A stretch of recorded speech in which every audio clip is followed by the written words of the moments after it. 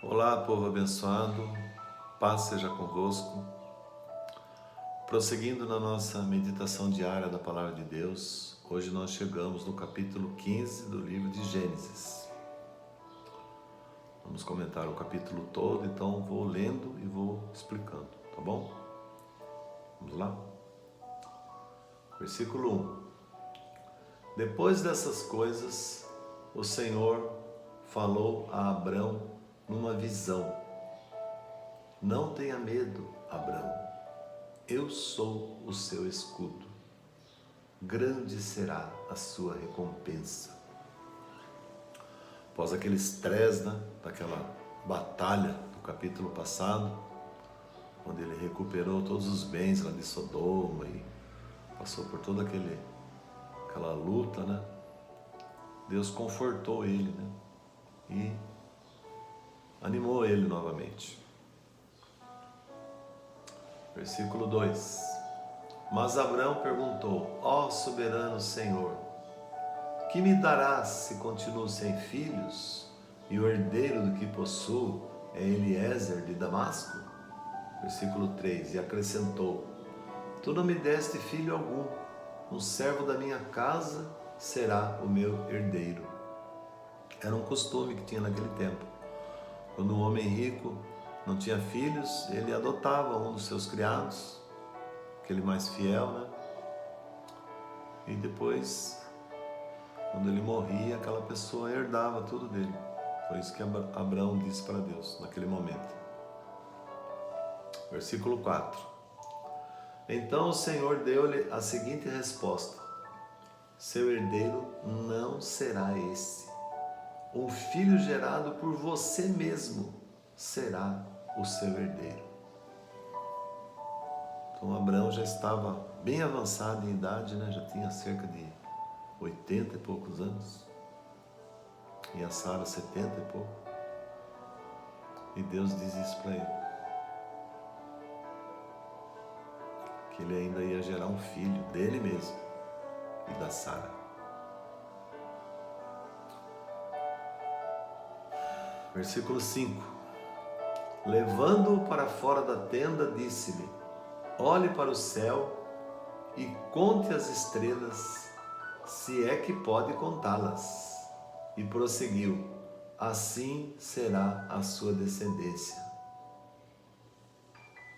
Olha para o céu, quantas estrelas você consegue contar? Vai ser assim, estou falando que vai ser assim. Versículo 6. Abrão creu no Senhor e isso lhe foi creditado como justiça. Aqui aparece pela primeira vez a doutrina da justificação pela fé. Quando a pessoa crê de todo o seu coração, tudo será possível. Versículo 7. Disse-lhe ainda: eu sou o Senhor, que o tirei de Ur dos Caldeus, para dar a você esta terra como herança. Versículo 8. Perguntou-lhe Abrão: ó soberano Senhor, como posso saber que tomarei posse dela? Pediu um sinal para Deus. Tem várias passagens na Bíblia que os servos verdadeiros de Deus pedem um sinal para Deus. E se a pessoa é um servo de Deus, uma serva de Deus verdadeira mesmo, fiel em tudo, ela pode pedir um sinal e Deus dá. Mas um ímpio não pode pedir um sinal. Uma pessoa que não obedece vai provocar Deus, Aí, como eu sempre digo, quem brinca com fogo acaba se queimando, E Deus é o fogo. É o fogo que deu origem e faz tudo até hoje, Bom, então olha o que Deus fez. Versículo 9. Respondeu-lhe o Senhor: traga-me uma novilha, uma cabra e um carneiro, todos com 3 anos de vida, e também uma rolinha e um pombinho, os animais puros, os animais limpos, que seriam posteriormente usados nos sacrifícios, antes da vinda de Jesus. Hoje não precisa mais, mas naquele tempo precisava, para cobrir o pecado. Por que 3 anos, né? Você vai entender daqui a pouco. Por que 3 anos? E por que os animais, né? Você vê aí, ó. Uma novilha, 1. Uma cabra, 2. Um carneiro, 3. E depois as aves. Rolinha e o pombinho, 4. Tem um significado. Versículo 10. Abrão trouxe todos esses animais, cortou-os ao meio e colocou cada metade em frente uma à outra. As aves, porém, ele não cortou. Versículo 11. Nisso as aves de rapina começaram a descer sobre os cadáveres, mas Abrão as enxotava. Então era um costume que tinha naquele tempo, quando faziam um acordo entre 2 pessoas, eles pegavam um animal e cortavam o animal no meio, colocavam uma metade em frente da outra, e as 2 pessoas que estavam fazendo o acordo passavam pelo meio, de mãos dadas. O simbolismo era o seguinte: se uma das 2 quebrasse o acordo, ela estava dizendo que ela poderia ser cortada ao meio, como aqueles animais foram cortados. Então era uma coisa muito séria. Naquele tempo não tinha cartório, nada, então era palavra mesmo. Tá? Ela assumia essa culpa se ela cortasse. Então foi o que Abraão fez, né? Agora ainda não entendemos por que os 3, né? Mas as aves, já vamos entender. E por que as aves de rapina começavam a descer sobre os cadáveres, mas Abrão as enxotava? Essas aves de rapina não eram a pombinha e a rolinha, eram aves mesmo de rapina, urubus, né? Aves que vinham ali para tentar atrapalhar. Isso tem um simbolismo muito grande, irmãos. Até hoje é assim. Quando faz um voto com Deus, o diabo vai tentar de tudo. As aves na Bíblia significam os demônios, né?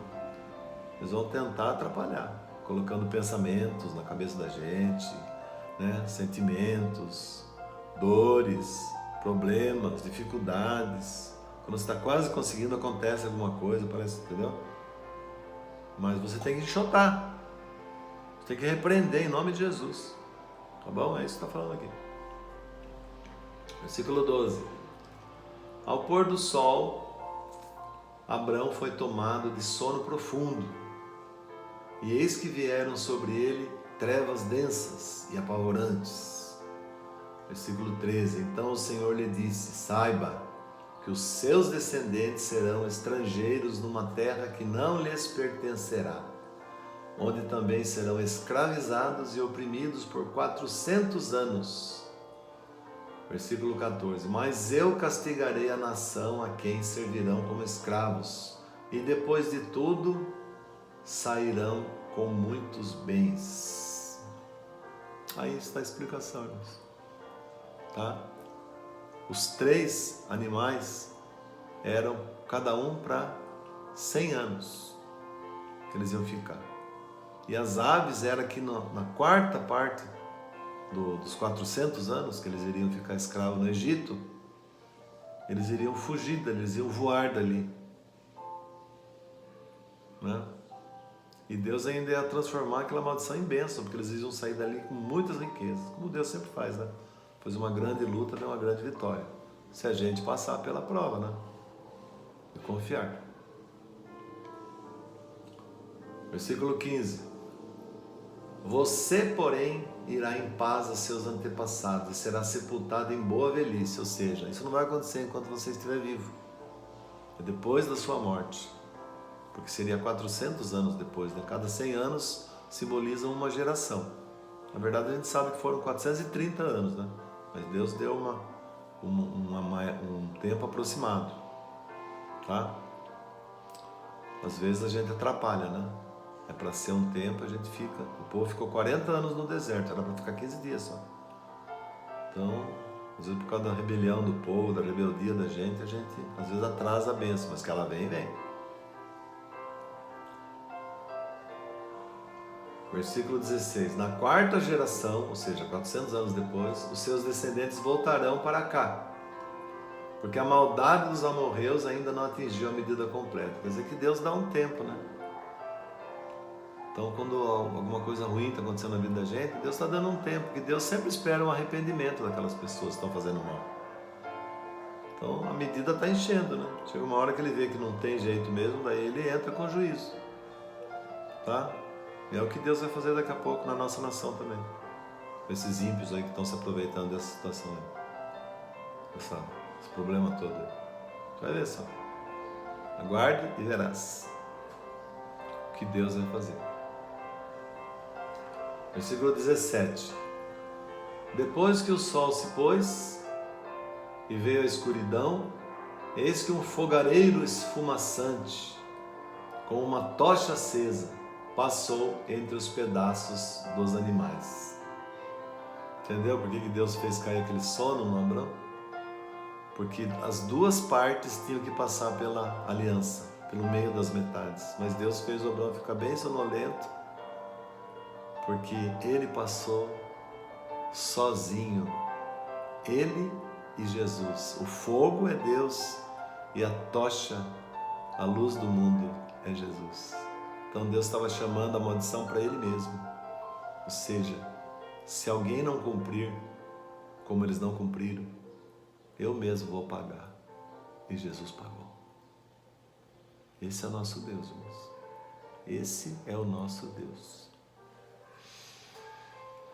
Versículo 18. Naquele dia, o Senhor fez a seguinte aliança com Abrão: aos seus descendentes dei esta terra, desde o ribeiro do Egito até o grande rio Eufrates, a terra dos queneus, dos quenezeus, dos cadmoneus, dos hititas, dos ferezeus, dos refaíns, dos amorreus, dos cananeus, dos girgazeus e dos jebuseus. 10 povos que estavam ali, posseiros naquela terra. Mas aquela terra era a promessa de Deus para Abrão. As promessas que Deus tem para você, ninguém vai herdar. Amém? Vamos orar? Prepare o seu copo com água, feche seus olhos, apresente aí o que você quiser apresentar. Poderoso e eterno Deus, Pai Celestial, Deus Todo-Poderoso, que pode tudo, que sabe tudo, conhece tudo, para quem nada é difícil, para quem nada é impossível. A única coisa que o Senhor não faz, meu Pai, é crer por nós. Mas se crermos, veremos o impossível se tornar real, porque o Senhor fará por nós. Ajuda-nos a crer, Pai, de todo o nosso coração, confiar no Senhor e ficarmos vigiando, orando e vigiando, como disse Jesus, para afugentar todos os seres maléficos que venham tentar atrapalhar a promessa do Senhor na nossa vida, porque fiel é aquele que prometeu. Se crermos e não duvidarmos, o Senhor fará. Abençoa, Senhor, todos que estão orando comigo agora. Unge esta água que está sendo apresentada. Coloca nela a tua virtude santa saradora, transforma num remédio para curar e imunizar contra todo o mal. Abençoa tudo que está sendo apresentado. Entra com providência, com cura, com libertação, com restauração, com vitória, Pai, para todo esse povo. Nós, da nossa parte, nós cremos, Senhor. E o Senhor fará. Em nome de Jesus. Amém e graças a Deus. Amém, irmãos? Se você ainda não se inscreveu no nosso canal, não perca mais tempo. Todos os dias uma meditação aqui da Palavra de Deus para alimentar a nossa alma com o melhor alimento, que é a Palavra do Senhor. Tá bom? Compartilhe com seus amigos, convide eles a se inscrever. O mundo precisa conhecer Jesus. Amanhã, uma nova meditação aqui no nosso canal. Paz seja convosco.